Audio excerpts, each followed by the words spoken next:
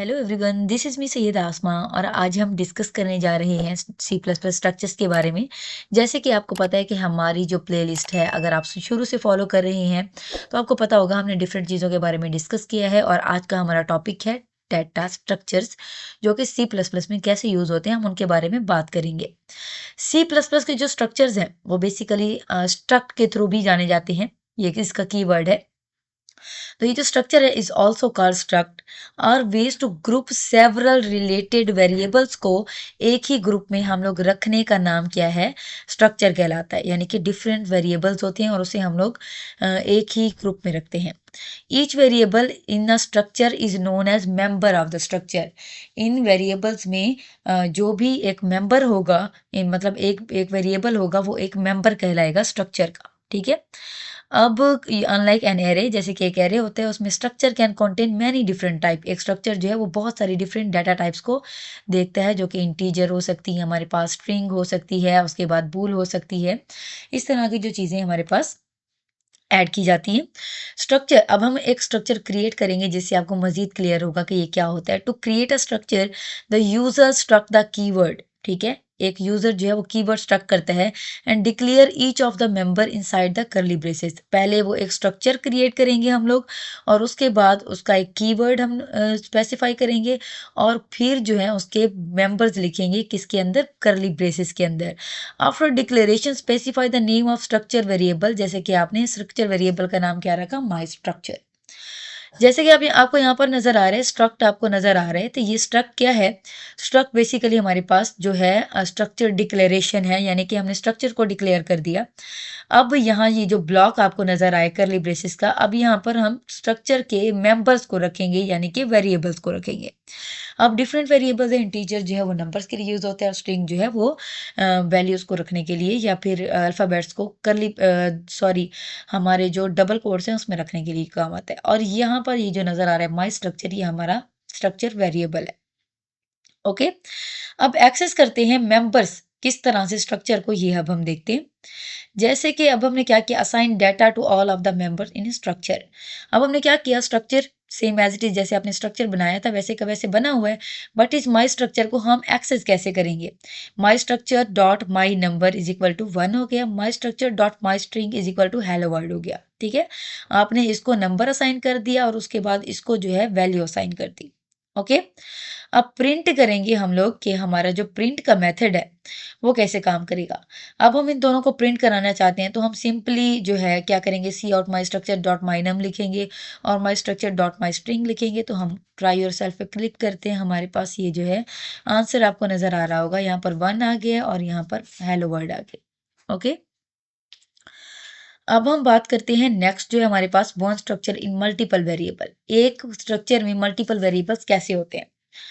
जैसे कि यहाँ पर आपको नजर आ रहा है स्ट्रक्चर, आपने स्ट्रक्ट लिखा, आपने एक स्ट्रक्चर बना दिया, उसके एज इट इज जैसे हमने पहले डिक्लेयर किए थे, दो जो है हमने मेंबर्स बनाए और यहाँ पर हम इनको मल्टीपल वेरिएबल्स में या मल्टीपल स्ट्रक्चर वेरिएबल्स में एक्सेस कर सकते हैं। वो कैसे, अब यहाँ पर आपको बार बार हर एक स्ट्रक्चर के लिए अलग अलग से डाटा टाइप मेंशन करने की जरूरत नहीं है। आप इन तीनों को ही एक साथ एक्सेस कर सकते हैं। जैसे कि यहाँ पर हमारे पास स्ट्रक्ट है और यहाँ पर स्ट्रिंग ब्रांड है, स्ट्रिंग मॉडल है और इंटीजर ईयर है और यहाँ पर आपने जो है स्ट्रक्चर वेरिएबल्स जो है दो डिक्लेयर कर दिए।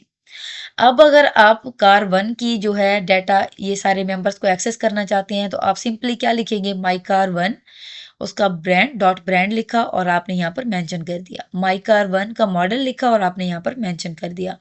माई कार 1 का ईयर लिखा और यहाँ पर मेंशन कर दिया। इसी तरह से जब कार 2 का करेंगे तो भी इसी के थ्रू ही एक्सेस करेंगे डाटा को। आपको जरूरी नहीं है कि दोनों चीजें बार बार लिखने की जरूरत है। तो आपने माई कार 2 ब्रांड लिखा, फॉर्ड लिख दिया, ये चीज। अब यहाँ पर जैसे ही आप लोग मॉडल, ब्रांड और ईयर एक्सेस करेंगे तो आप यहाँ पर देखेंगे कि आपको आउटपुट में वही चीजें नजर आ रही होंगी। अब ये माई कार 1 वेरिएबल नेम का है और ये जो है माई कार जो 2 है वेरिएबल नेम, उसकी आउटपुट आपको नजर आ रही है। और यहाँ पर हम लोग नेक्स्ट देखते हैं नेम स्ट्रक्चर्ड, कि हम लोग नेम स्ट्रक्चर के थ्रू कैसे काम करते हैं। जैसे कि आपने अभी देखा कि हमने कार का एक स्ट्रक्चर जो है वो बनाया था। तो हमने क्या किया, by giving name to structure, पहले हम लोग सिर्फ स्ट्रक्ट लिख रहे थे, अब हम स्ट्रक्ट के साथ कार भी लिख रहे हैं। दैट मीन्स जो स्ट्रक्चर का नाम है वो अब कार हो गया। अब हम 3 यहाँ पर जो है मेंबर्स लिखेंगे इसके, ताकि हम इसको एक्सेस कर सकें। अब हम इसको एक्सेस कैसे कर सकते हैं, जैसे कार है, माई कार 1 है, तो इस तरह से। अब यहाँ पर हमने स्ट्रक्चर कार है और इस यहाँ पर हमने इसके कुछ डाटा मेंबर्स असाइन कर दिए हैं। इसी तरह से जब आप इंट मेन में आएंगे, अब आपको फर्दर चीज़ें लिखने की ज़रूरत नहीं। आपने कार लिखा जो कि हमारा स्ट्रक्चर नेम है, और उसका जो स्ट्रक्चर वेरिएबल है वो भी लिख दिया। ओके।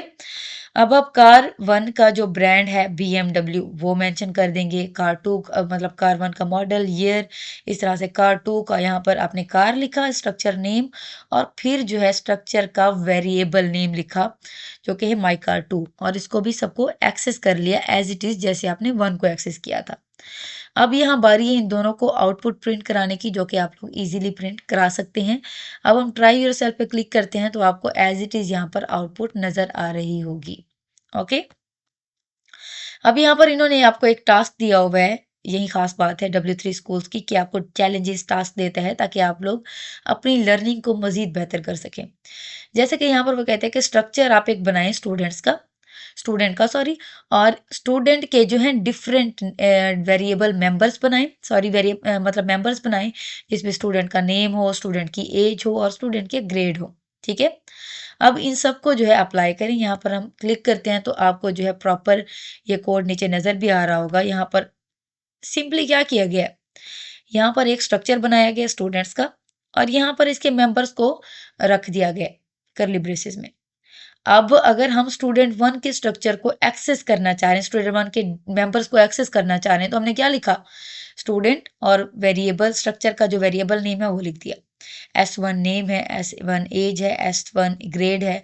तो जैसे ही आप इसको प्रिंट कराएंगे, आपको यहाँ पर स्टूडेंट के ग्रेड, नेम और एज नजर आना स्टार्ट हो जाएंगे। ओके। इसी तरह से यहाँ पर आपके पास एक शॉर्ट सा क्विज है, इसको लाजमी करें।